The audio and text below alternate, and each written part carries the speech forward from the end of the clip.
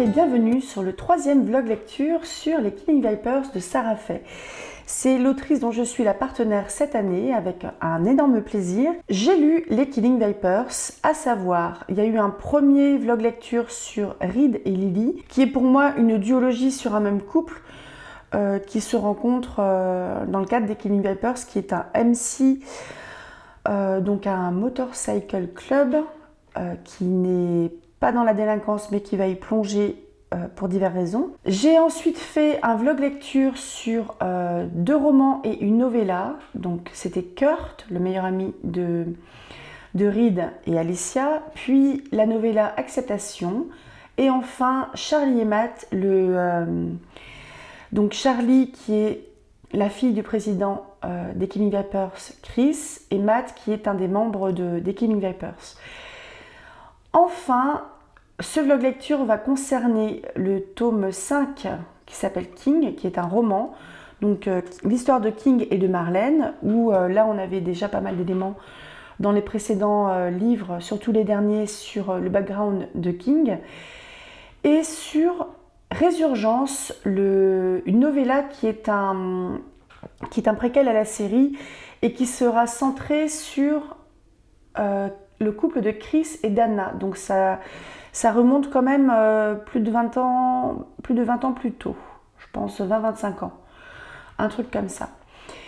Comme je vais vous parler de King et que j'ai pas été une très bonne élève parce que je pensais faire un vlog lecture un peu au fil de la lecture, c'est-à-dire faire des petites pauses dans ma lecture et venir vous faire un petit coucou, mais j'ai tout lu parce que c'était très addictif, donc je vais vous faire un retour juste sur King et la seconde partie concernera Résurgence. King est un livre qui est sorti le 8 mars, si je ne me trompe pas. Oui, voilà, il est sorti il y a 2 jours.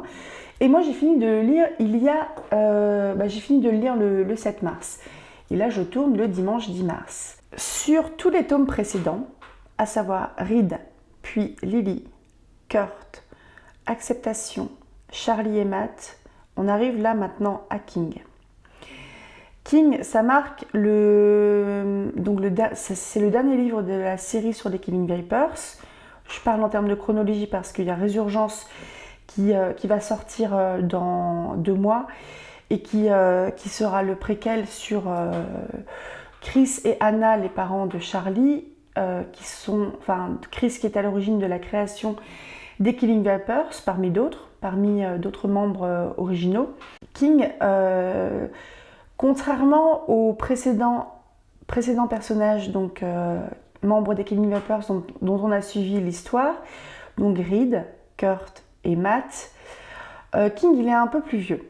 Il a autour de 35 ans, là où Reed et Kurt ont entre 25 et 30, et Matt entre 20 et 25, de mémoire. King, il a plus de bouteilles. Parce que c'est un gars qui vient de Reno. Je crois que c'est même pas du tout en Californie. Je suis une quiche en géo. Mais King, il a déjà un passé dans un autre MC. On a appris dans les tomes précédents que King, il a été obligé de quitter ce MC. Qu'est-ce qui s'est mal passé pour que King quitte les Thunderbolts et quitte Reno, qui était la ville où il est né. Donc King, il a plus ses parents. Il a perdu ses parents relativement tôt, mais Reno, c'est quand même sa ville natale, et les Thunderbolts, je crois pas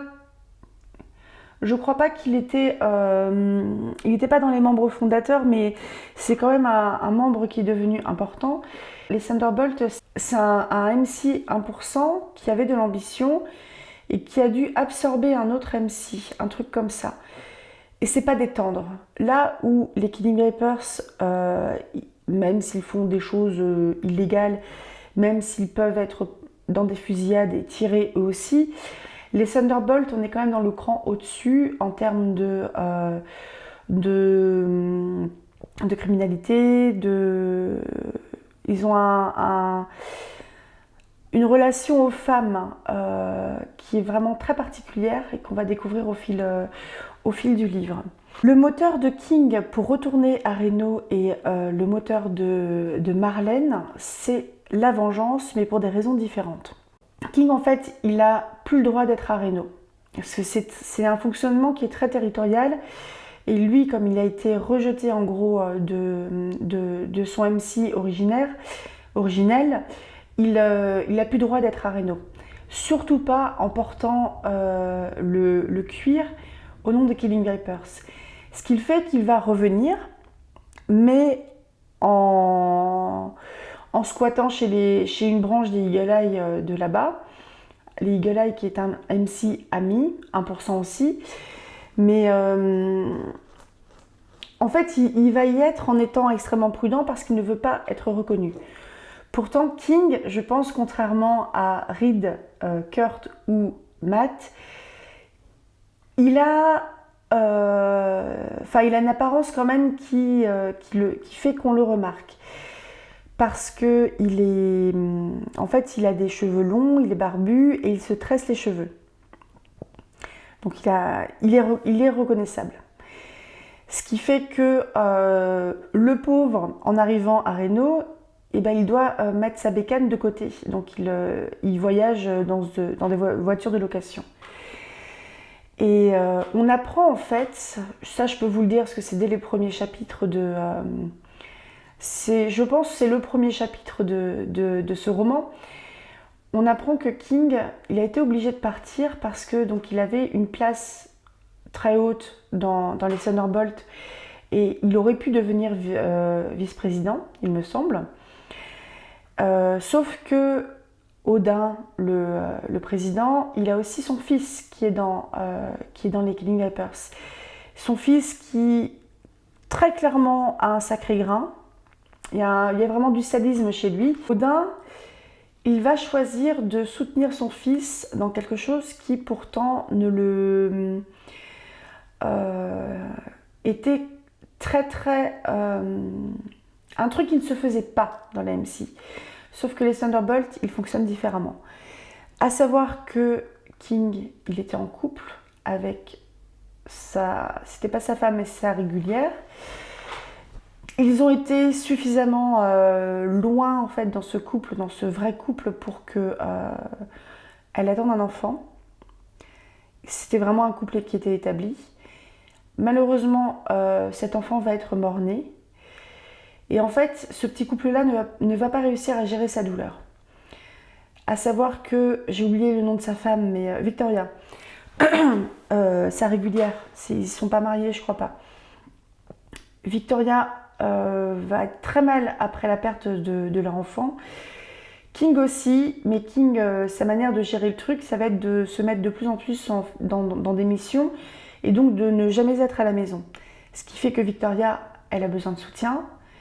Et là, on va retrouver Thor qui fait quelque chose qui ne se fait pas dans leur milieu, à savoir que quand une femme est désignée comme régulière d'un motard, quand elle peut même porter ses couleurs ou un truc genre property off machin, on ne touche pas aux régulières. C'est un truc qui ne se fait pas. Thor, il s'en fout. Thor, si vous voulez, tout ce qui est règles, enfin bon déjà les lois évidemment il s'en fout très clairement, mais même les règles de son propre, les règles des MC, il s'en fiche. Et il s'en fiche d'autant plus que son propre MC, il a des règles qui sont différentes. Ce qui fait que Thor, il va récupérer Victoria, et il va éjecter King, qui va être au final viré complètement du MC, et au final il perd tout. Il a perdu l'enfant qui était à naître, il perd sa femme et il perd la famille qu'étaient les Thunderbolts. Et c'est comme ça que King en fait il va finir par frapper à la porte des Killing Vipers et en devenir un membre quelques années auparavant. Ce qui veut dire que tous les tatouages qui concernaient les Thunderbolts ont été effacés, ont été recouverts, ça fait des gros placards noirs en gros. Et King, ça c'est un truc qui lui reste vraiment au travers de la gorge. C'est un truc qui ne se faisait pas, qui ne correspond pas à ses valeurs. Sauf que les Thunderbolts, j'ai l'impression qu'ils en ont pas trop des valeurs. D'un autre côté, nous avons Marlène. Marlène, c'est on peut le dire, une pauvre gamine qui, avec son demi-frère, ont été placés très tôt dans des foyers et des familles d'accueil parce que leurs pères respectifs et leur maman n'étaient pas capables de s'en occuper. Ce qui fait qu'ils ont été en foyer et séparés assez tôt. Marlène, c'est quelqu'un de très débrouillard qui a très rapidement pris plusieurs boulots pour s'émanciper dans l'optique de récupérer entre guillemets la garde de son frère qui ne lui a jamais été accordée parce qu'elle était trop jeune tout simplement et je pense qu'elle avait aussi des métiers qui étaient trop précaires. Ce qui fait que son frère, dont j'ai oublié le nom aussi, Adam peut-être, Adam il finit par rejoindre les Thunderbolts et un jour en fait des policiers appellent Marlène pour la prévenir que le corps de son frère a été retrouvé dans le désert. Il y a passé quand même plusieurs jours et on va dire que le corps était quand même déjà bien abîmé. Enfin, il était passé à tabac, grosso modo. Et Marlène, en fait, Marlène, le premier truc qu'elle se dit, c'est qu'elle commence à enquêter un petit peu sur ce que faisait son frère, parce que même s'ils étaient très proches, ils ne se voyaient pas tant que ça. Elle commence à enquêter, elle se rend compte qu'il faisait partie des Thunderbolts, elle commence un peu à gratter le truc, elle se dit qu'il y a un truc qui ne va pas là-dedans, il y a un truc qui ne va pas.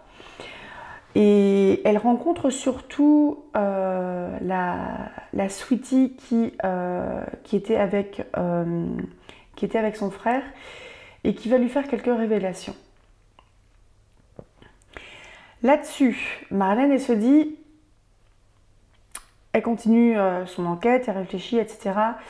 Et elle se dit que la seule manière de pouvoir enquêter et faire payer le ou les personnes qui ont blessé, qui ont tué son frère, c'est d'intégrer les rangs des Sweeties, ce qui va se faire. Donc elle va devenir une des Sweeties, comme d'autres. Le truc que je trouve très intéressant, c'est que là-dedans, Sarah, elle a imaginé toute une hiérarchisation au niveau des Sweeties. Et toute une autre manière aussi de penser les régulières. Parce que des régulières, il n'y en a pas tant que ça. Il y a la régulière de Thor, Victoria, donc l'ex-compagne de King. Donc Thor, il l'a entre guillemets épousée selon leurs valeurs. Je crois pas qu'ils sont mariés sur le plan légal, on va dire, mais c'est tout comme. Et Victoria, c'est une nana qui est régulière, mais qui est méprisée. Elle est méprisée par tout le monde. Déjà par Thor, qui est un gros connard, hein, disons-le, et même par les régulières, par les Sweeties. Odin, par exemple, il a une régulière qui est un petit peu en perte de vitesse. Et toute la hiérarchisation, en fait, c'est que une Sweetie qui débarque, elle ne peut pas aller coucher avec quelqu'un qui a un patch, par exemple. Ou elle ne peut pas aller coucher avec le sergent d'armes, le président, le vice-président, etc.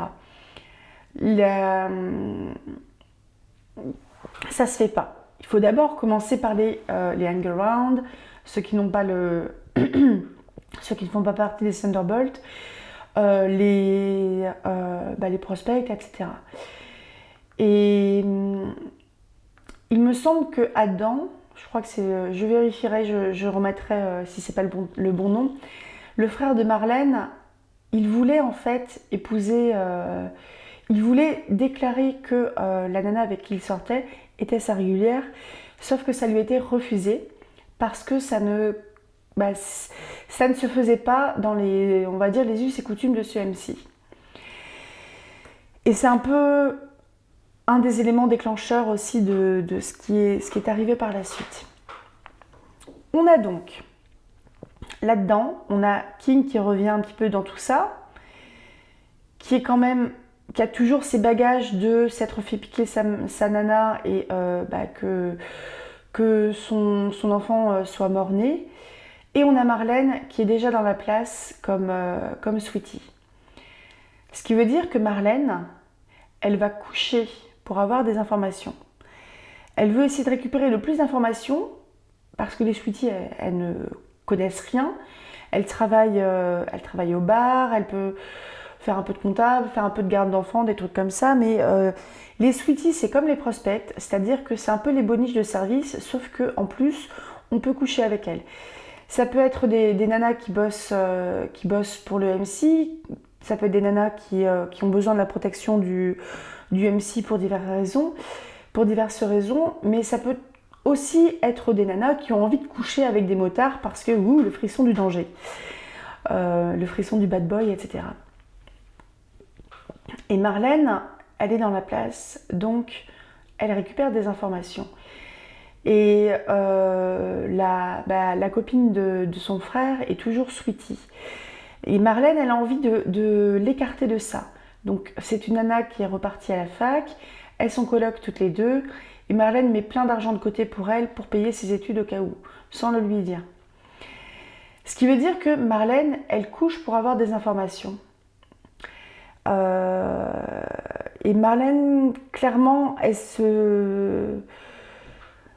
c'est un petit peu le moteur de retrouver des informations et de venger son frère qui la maintient en vie. C'est-à-dire que si ça disparaît, si elle réussit à aller au bout, il n'y a rien après derrière elle, pour elle. Il n'y a rien pour elle. Je pense même qu'elle n'envisage même pas de survivre au truc. Et elle essaye comme ça de s'approcher de Thor parce qu'elle va se rendre compte assez rapidement que Thor est responsable de la mort de son frère. Et c'est comme ça qu'en fait c'est comme ça que King et Marlène vont se rencontrer, parce qu'ils vont se rencontrer dans des circonstances particulières que je ne vais pas vous dévoiler, parce que faites votre travail et les lire. Enfin, ils vont se rencontrer dans des circonstances particulières. King va comprendre que Marlène, elle est dans la place et que comme lui, il peut pas aller au garage ou au bar, il peut pas se montrer. Marlène, c'est la solution pour lui pour avoir quelqu'un d'infiltré. Donc ils vont devoir travailler ensemble. Et le truc qui est assez rigolo, c'est que ils vont avoir assez rapidement une attraction, une attirance assez intense, parce que King, il est super beau gosse, c'est un bougon King, hein, c'est clairement un bougon.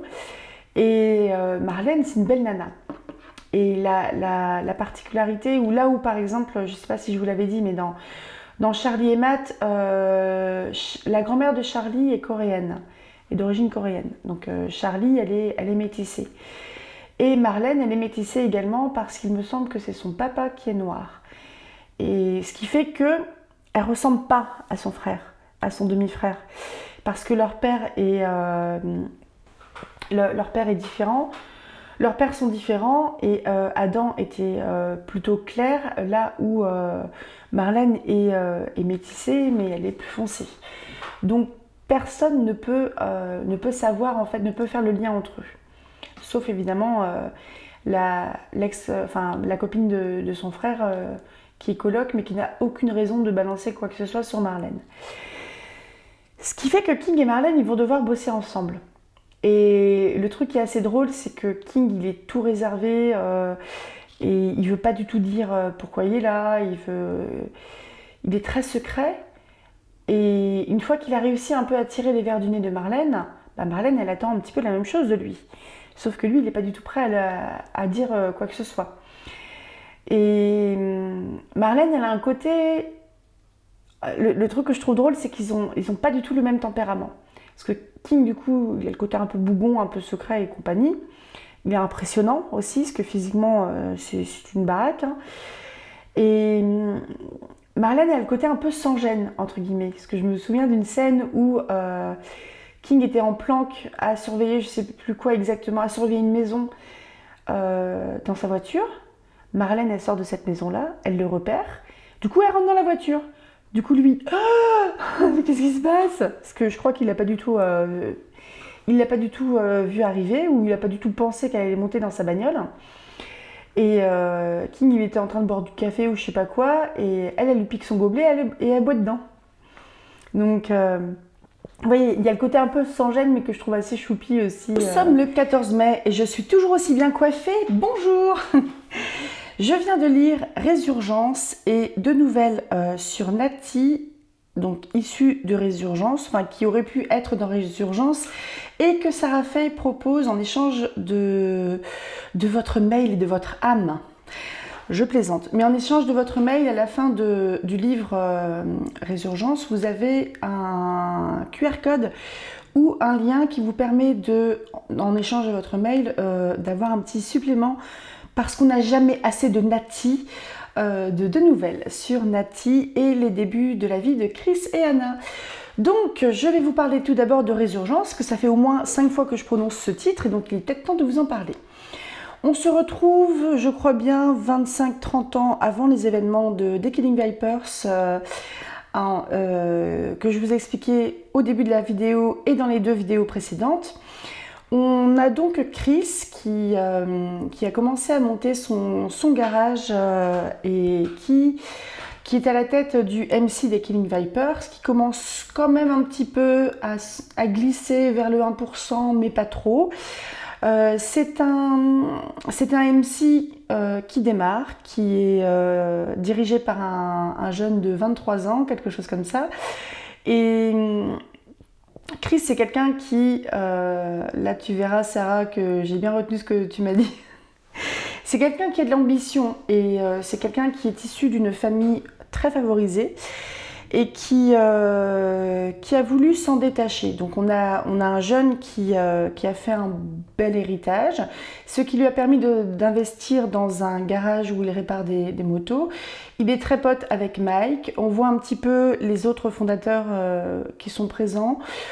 En quoi c'est trop bien ? C'est trop bien parce que Chris va rencontrer Anna parce qu'il a repéré un immeuble, en fait, un bar. Un bar dont on entend parler dans les tomes suivants. Donc on peut se douter, peut-être spoiler pour ceux qui commenceront par là, on peut peut-être se douter qu'il va finir par acheter ce bar. En fait, il y a une espèce de petit contrôle sur qui c'est qui achète quoi et s'il n'y a pas d'autres organisations criminelles aussi qui peuvent mettre un pied à Chico, donc une histoire de pouvoir tout simplement et de territoire. Et Chris et Mike ont repéré donc un bar avec des chambres à l'étage qui pourrait vraiment être le lieu où ils se rencontrent, où ils se détendent, où ils peuvent héberger du monde, etc. Et même qu'à côté, il y a un bâtiment aussi, donc un bâtiment adjacent, où Chris imagine déjà pouvoir louer des appartements. Et Anna, c'est l'agente immobilière. Donc elle est en charge de la vente de ce bar, du bâtiment. Et sur les dents, sur la liste, il y a déjà Johnson, qui est quand même plus ou moins un mafieux. Le peu qu'on en sait, le peu qu'il en montre, on se doute que c'est quelqu'un qui brasse de l'argent qui n'est pas très propre et qui est menaçant, il a des gorilles, il a un chauffeur. Vous voyez un petit peu ce genre de choses. Et Anna, comme elle ne le sent pas en fait de vendre ce bien qui est quand même assez onéreux à un homme de cette trempe, elle freine des 4 pieds parce que c'est le seul sur les rangs au début pour l'achat. Et quand elle rencontre Chris et Mike, avec Chris ça le fait pas trop. Mis à part le fait que quand ils se voient, ils se disent « elle est pas mal, elle, oh, il est plutôt mignon lui, il est carré, tout ça, il sourit pas trop, Chris, sérieux ». Là où Mike est tout plein de charme et si vous voulez, au début, le courant passe pas trop. On sent que ils ont... mais ça me fait vachement penser, je viens de tilter, pardon, je fais tomber mes 14 mètres de fil. Ça me fait penser un peu à Orgueil et Préjugés que je viens de relire. Parce qu'on a une Anna qui se dit « Oh, c'est un biker qui a des tas de préjugés sur les bikers, sur les activités, donc sur Chris. Et on a Chris qui est pas très accessible non plus. Donc ça, c'est une question que je pourrais poser à l'autrice.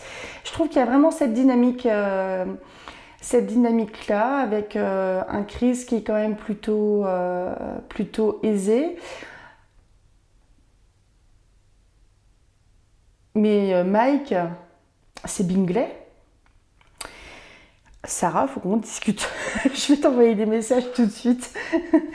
Mais carrément, en fait, tu réécris Jane Austen comme ça, tu me dis rien. Alors que je suis fan, merde, je suis déçue. Je dis des bêtises, pardon. Donc je trouve qu'il y a vraiment cette dynamique entre Darcy et Elizabeth et Bingley qui est tout plein de charme et compagnie. Bingley, le côté un peu labrador, bon, un Bingley un peu plus sombre quand même du côté de Mike parce qu'il y a un niveau de dangerosité qui est totalement absent chez Bingley. Mais bref, après ce petit parallèle entre Sarah Fay et Jane Austen, Jane Austen au pays des bikers, revenons-en à nos petits bikers et à notre ville de Chico en Californie.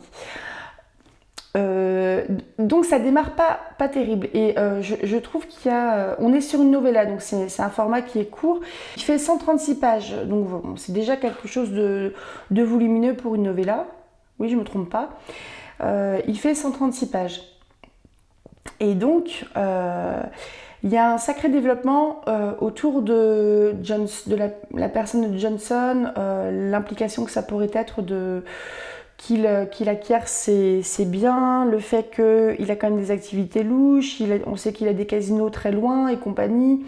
On se dit, qu'il vient de l'autre bout des États-Unis, a priori, au minimum, il vient de très loin.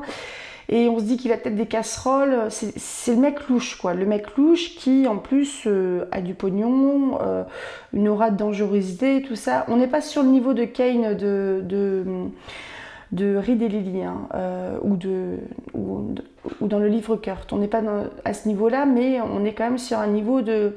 Je me méfie, quoi, je lui tourne pas le dos au gars. Et donc il y a pas mal cette installation-là, avec un contexte de rencontre où Anna et Chris, c'est pas le grand amour tout de suite. Et l'attirance, elle vient pas forcément tout de suite aussi parce que je pense qu'ils sont assez préoccupés. Parce que Anna, elle est inquiète et Anna, elle a ce fichu bien à vendre pour se faire du pognon. Elle est occupée aussi parce que sa maman, Natty, j'ai l'impression qu'elle se remet d'une maladie, plutôt une longue maladie. J'ai l'impression que Anna a voulu habiter avec sa maman parce qu'elle estimait qu'elle était plus capable de vivre toute seule. Peut-être... il y a vraiment une notion de fragilité autour de Natty, sachant que le papa d'Anna est mort et le frère, elle a un frère aîné qui est parti s'installer avec sa femme. Il doit avoir des gamins, mais il n'est pas dans le coin, il ne s'occupe pas de la maman. Donc Anna, elle a quand même pas mal de trucs à gérer et Chris, il a cette ambition en fait d'acquérir un nouveau bien, de faire grandir le club. Ils sont en formation avec les Eagle Eye, qui est un club 1% qui est allié et qui est plus important et qui les forme. Et il a des responsabilités alors que c'est un tout jeune homme de 23 ans. Et si vous voulez, on les sent un petit peu préoccupés au début par un peu tout ça. Mais à un moment, ça commence à s'immiscer en fait dans leurs pensées. Le fait que elle a quand même un sacré caractère, Anna, ou Chris, ce bad boy, il a peut-être bien des biceps que j'aimerais bien lui tâter, etc. Et à un moment, évidemment, il va y avoir le niveau de danger qui va augmenter parce que Johnson, il le veut vraiment, ce bâtiment. Parce que ça lui permettrait de s'implanter à Chico, qui est une petite ville, qui c'est plutôt pépère. Au fur et à mesure, en fait, après l'installation de tout ce world building qui est très riche, on a un petit peu plus d'attirance, de maladresse aussi, d'incompréhension entre les deux. Parce que Chris, il n'est pas très doué. Chris, il n'avait pas spécialement d'efforts à faire pour séduire parce que son apparence, en fait, l'aura qu'il a, faisait que les nanas lui tombent un petit peu dans les bras.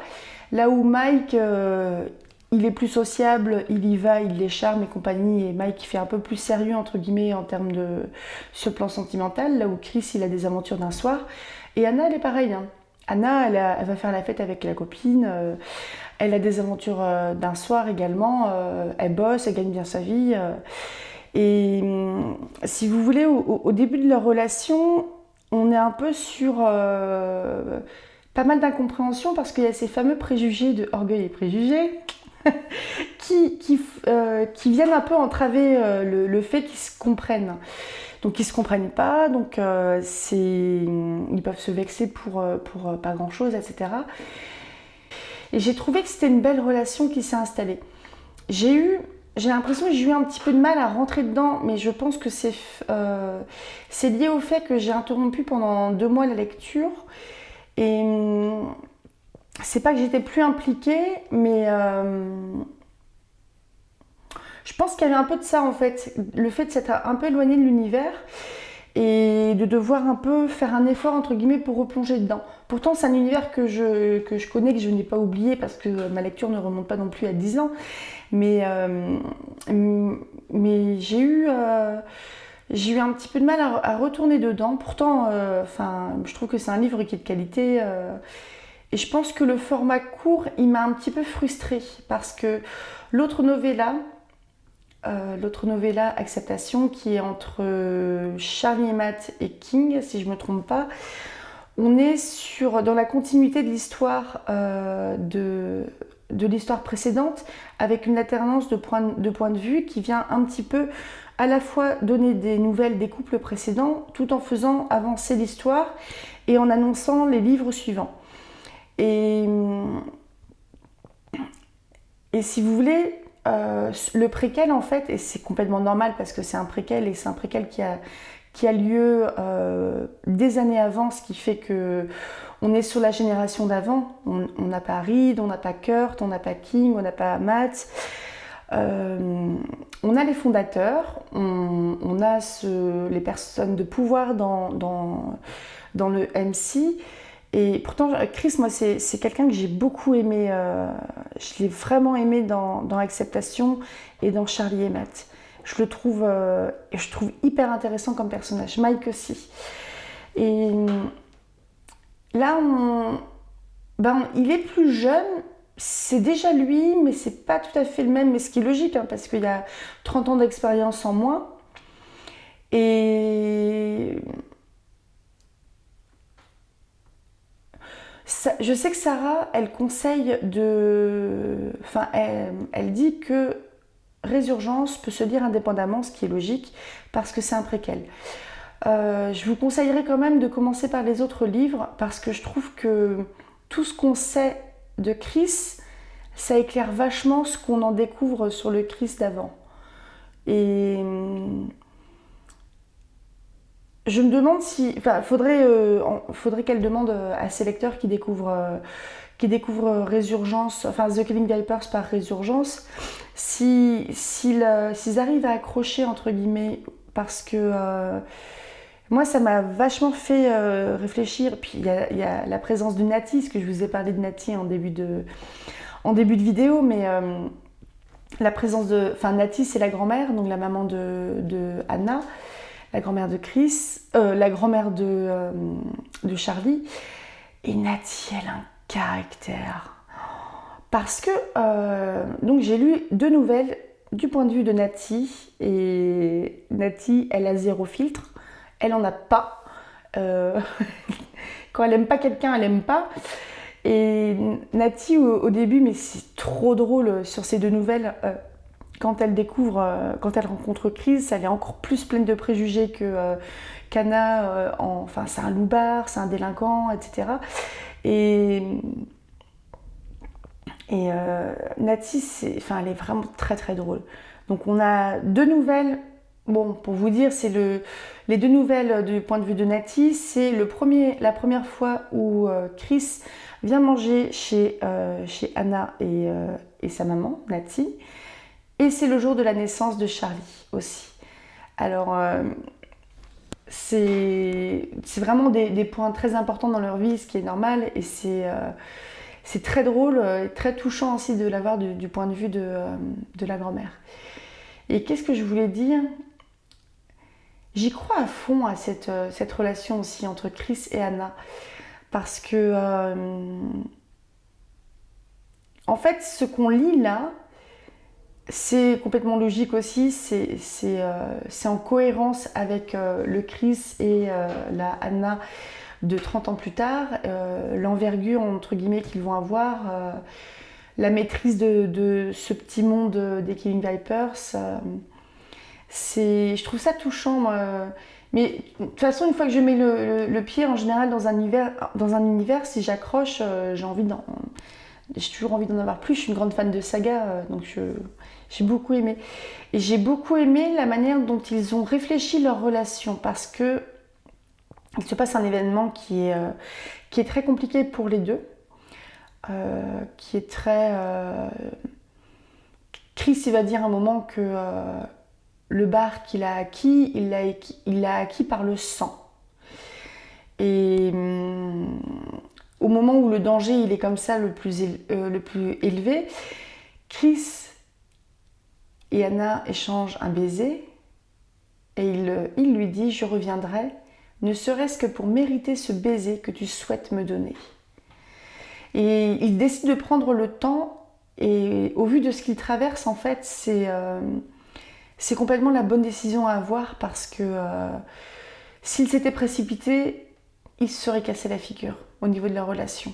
Alors, il me semble que par la suite, on a un petit unboxing qui a été tourné sans doute au mois de mars. Je crois que c'est un unboxing sur Crush and Love, une trilogie que Sarah a écrite il y a quelques années et qu'elle a édité sous forme d'intégrale. C'est une intégrale que j'ai achetée à un petit peu moins cher parce qu'elle change la couverture, donc elle bradait un petit peu les anciennes. Voilà, je vous laisse regarder tout ça et je vous conseille toujours de lire les Killing Vipers. Après, vous voyez par quel bout vous le commencez, si vous commencez par Reed, si vous commencez par Résurgence.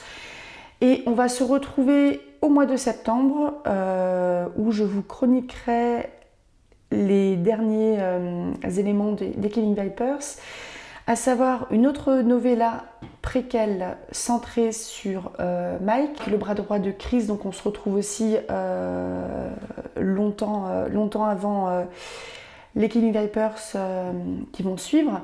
Je vais vous lire le résumé.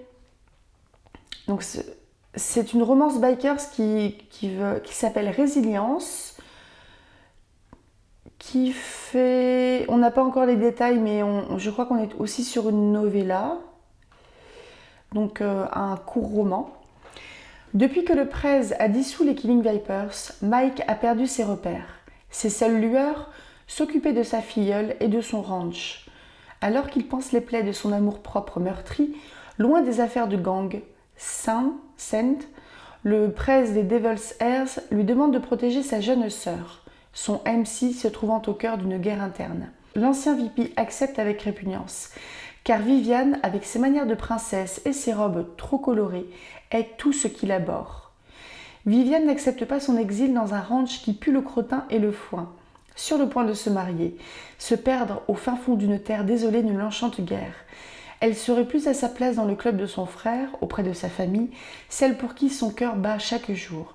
Si Sainte pouvait au moins comprendre ce lien. Elle ne voit en Mike qu'un gardien qui lui met des bâtons dans les roues. Seulement, quand la curiosité remplace l'animosité première pour se transformer en désir, les convictions de Mike et Viviane s'en trouvent bouleversées. L'interdit semble plus attirant que jamais. Entre passion, trahison et révélation, à quel point leur foi et leurs valeurs seront-elles ébranlées? Sauront-ils faire face sans se détruire? Donc c'est prévu pour être publié le 20 septembre 2024.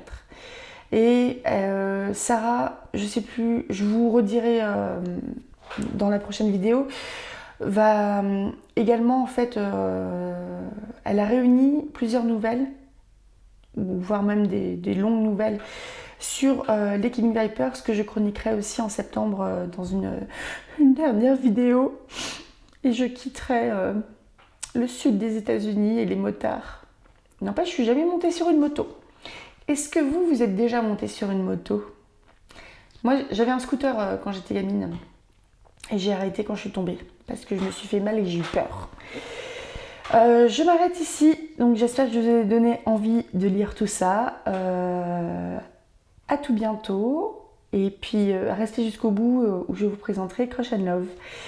Qui est en dehors du partenariat. C'est juste que comme j'ai découvert le travail de Sarah Fay, j'ai envie de découvrir plus de ce qu'elle a écrit. Et je crois que la série Crush and Love, avec la novella de Noël que je lirai à Noël, ce sont deux choses hors partenariat, mais que je vais lire et chroniquer parce que j'ai envie. Et c'est pour la soutenir et soutenir l'auto-édition. À tout bientôt, rêvez tout grand, lisez tout plein.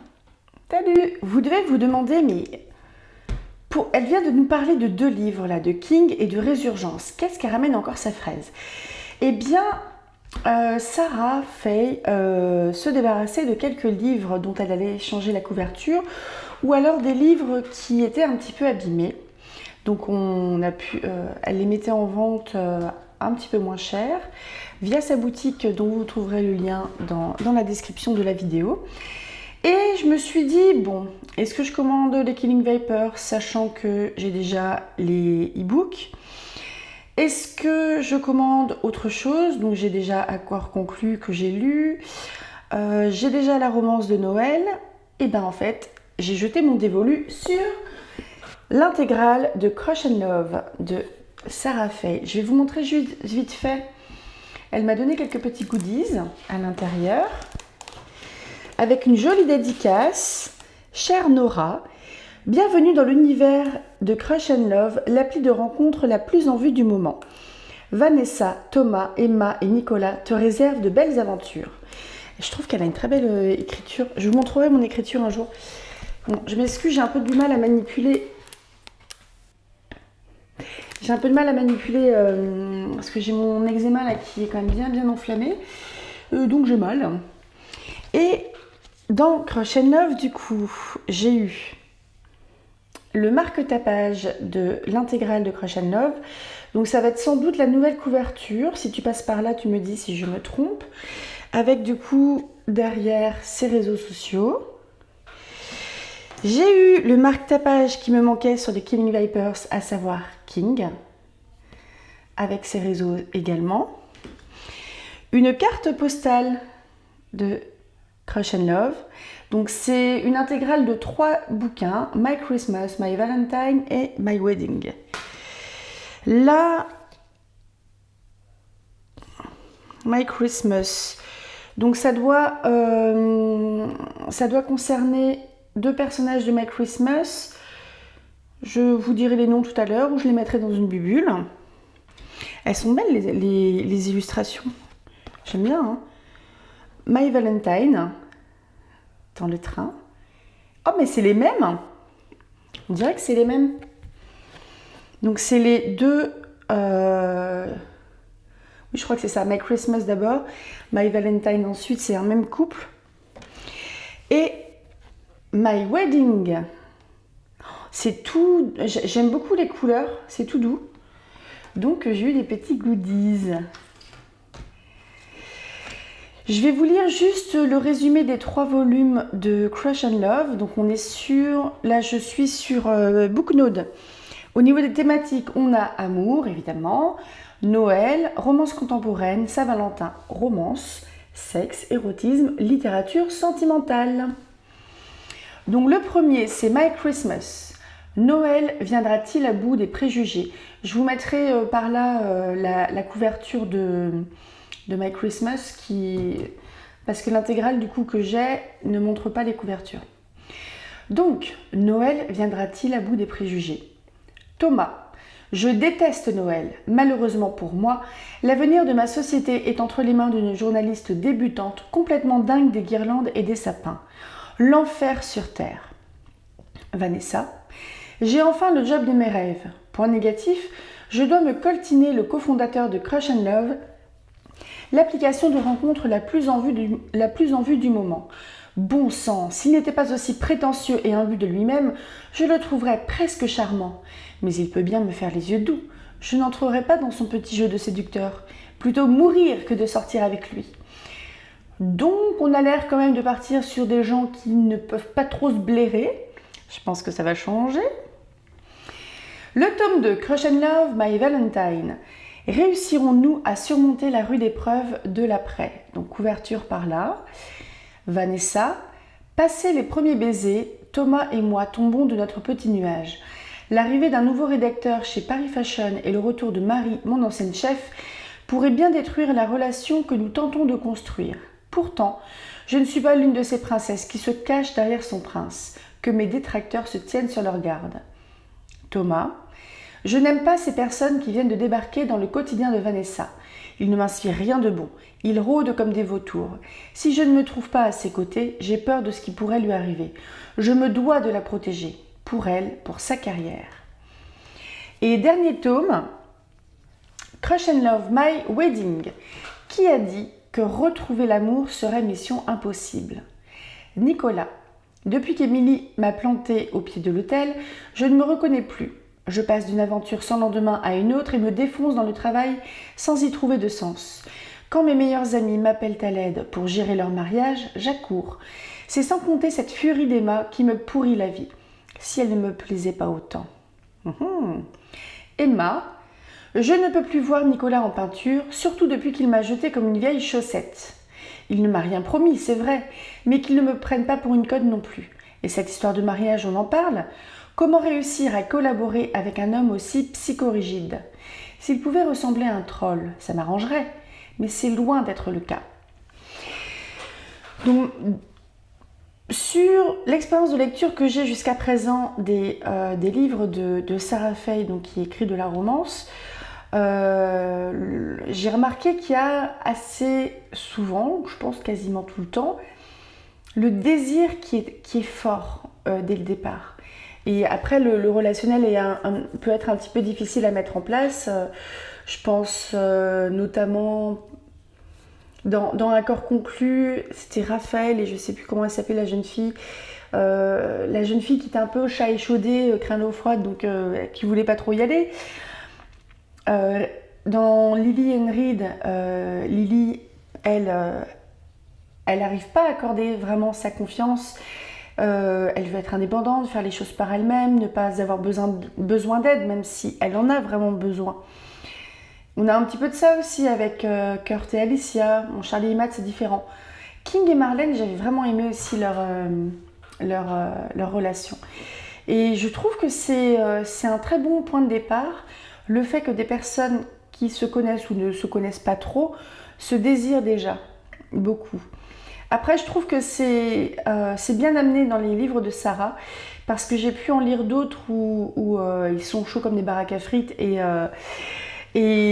en fait on pourrait presque cuire des œufs à l'air libre comme ça, tellement c'est chaud. Là, ça reste mesuré. On est dans leur intériorité, on est dans leur point de vue, on sait qu'ils désirent l'autre, qu'ils peuvent se faire des films, etc. Mais ça, je trouve que ça reste mesuré, même s'il y a quelques scènes de sexe et d'érotisme qui sont très bien écrites, ma foi. Crush and Love, je pense que je vous ferai un retour sur la lecture, peut-être plus cet été, même si le premier bouquin, on est à Noël. Et ben tant pis, ça sera cet été, parce que comme ça j'ai un petit peu de temps. Donc ça sera hors partenariat. Ainsi que pour les novellas de Noël, le recueil de novellas que je vous présenterai à Noël, ça sera hors partenariat. Donc ça, c'est parce que j'avais envie de découvrir sa plume. Je vais vous laisser là. Je ne sais pas trop comment conclure parce que je n'ai pas encore lu Résurgence qui n'est pas terminé. Donc vous aurez sans doute plus d'informations dans le petit segment vidéo précédent. À tout bientôt. Lisez tout plein, surtout Sarah Fay. Soutenez l'auto-édition. Et lisez la romance, ça fait du bien la romance. C'est très bien la romance. Hein, lisez tout plein. Salut!